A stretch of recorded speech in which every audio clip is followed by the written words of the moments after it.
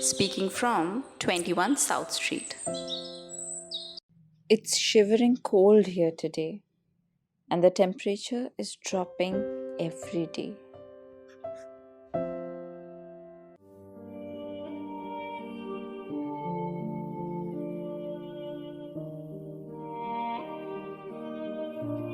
Life seldom turns out the way we expect it to. The house in Dera had to be sold. My father had not left any money. He never realized that his health would deteriorate so rapidly from the malarial fevers which had grown in frequency. He was still planning for the future when he died. Now that my father was gone, grandmother saw no point in staying on in India. There was nothing left in the bank, and she needed money for our passages to England, so the house had to go. Dr. Ghosh, who had a thriving medical practice in Dera, made her a reasonable offer, which she accepted. Then things happened very quickly. Grandmother sold most of her belongings because she said we wouldn't be able to cope with a lot of luggage. The Kabaris came in droves, buying up crockery, furniture, carpets, and clocks at throwaway prices. Grandmother hated parting with some of her possessions, such as the carved gilt-wood mirror, her walnut wood armchair, and her rosewood writing desk. But it was impossible to take them with us. They carried away in a bullock cart. Aya was very unhappy at first, but cheered up when grandmother got her job with the tea planters' family in Assam. It was arranged that she could stay with us until we left Dera. We went at the end of September, just as the monsoon clouds broke up, scattered, and were driven away by soft breezes from the Himalayas. There was no time to revisit the island where my grandfather and I had planted our trees. And in the urgency and excitement of the preparations for our departure, I forgot to recover my small treasures from the hole in the banyan tree. It was only when we were in Bansi's Tonga on the way to the station that I remembered my top, catapult, and iron cross. Too late. To go back from them would mean missing the train. Hurry, urged grandmother nervously. We must not be late for the train. Bansi! Bansi flicked the reins and shouted to his pony, and for once in her life, grandmother submitted to being carried along the road at a brisk trot. It's 5 to 9, she said, and the train leaves at 9. Do not worry, Mem Sahib. I have been taking you to the station for 15 years, and you have never missed a train. No, said grandmother, and I don't suppose you'll ever take me to the station again, Bansi. Times are changing, Mem Sahib. Do you know that there is now a taxi, a motor car, competing with the Tongas in Dera? You are lucky to be leaving. If you stay, you'll see me starve to death. We will all starve to death if we don't catch that train, said grandmother. Do not worry about the train. It never leaves on time and no one expects it to. If it left at 9 o'clock, everyone would miss it. Bansi was right. We arrived at the station at 5 minutes past 9 and rushed onto the platform, only to find that the train had not yet arrived.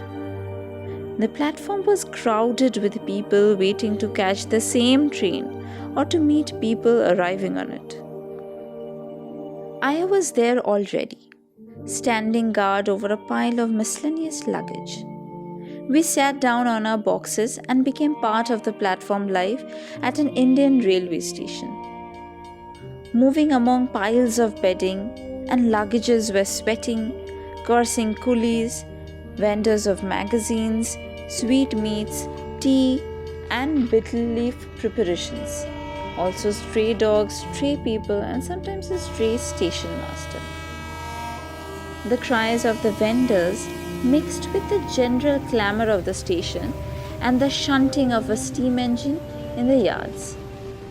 Tea, hot tea, sweets, pappers, hot stuff, cold drinks, tooth powders, pictures of film stars, bananas, balloons, wooden toys, clay images of the gods. The platform had become a bazaar. Aya was giving me all sorts of warnings. Remember, Baba, don't lean out of the window when the train is moving. There was that American boy who lost his head last year. And don't eat rubbish at every station between here and Bombay. And see that no strangers enter the compartment. Mr. Wilkins was robbed and murdered last year. The station bell clanged, and in the distance there appeared a big, puffing steam engine painted green and gold and black. A stray dog with a lifetime's experience of trains darted away across the railway lines. As the train came alongside the platform, doors opened, window shutters fell, faces appeared in the openings, and even before the train had come to a stop, people were trying to get in or out. For a few moments, there was chaos. The crowd surged backward and forward. No one could get out. No one could get in. 100 people were leaving the train. 200 were getting into it. No one wanted to give way. The problem was solved by a man climbing out of a window. Others followed his example, and the pressure at the doors eased, and people started squeezing into their compartments. Grandmother had taken the precaution of reserving berths in a first-class compartment, and assisted by Bansi and half a dozen coolies, we were soon inside with all our luggage. A whistle blasted, and we were off. Bansi had to jump from the running train.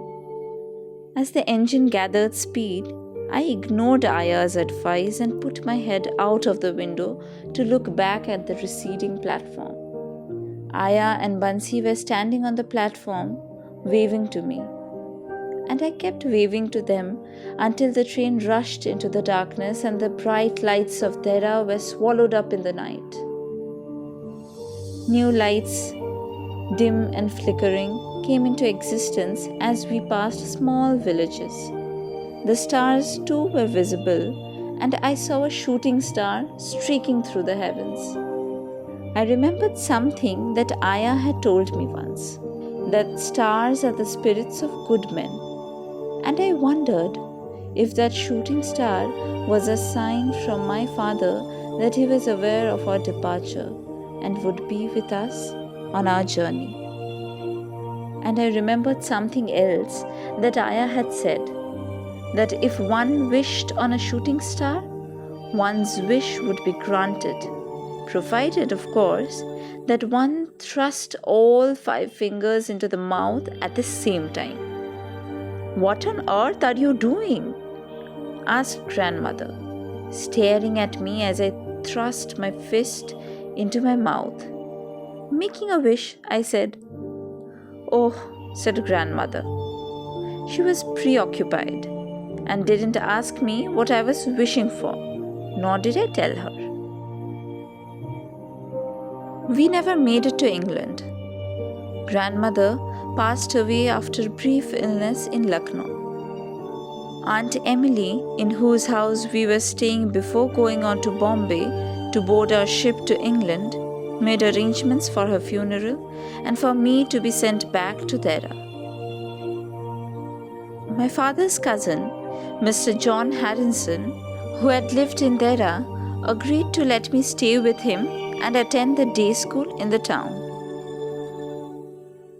By a strange twist of fate, therefore, my wish to return to Dehra was coming true after all. I did not know if it was something to now look forward to or dread.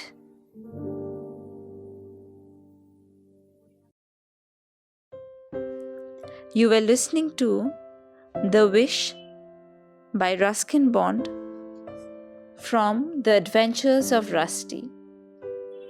We will come back with another story another day. Till then, don't forget the address.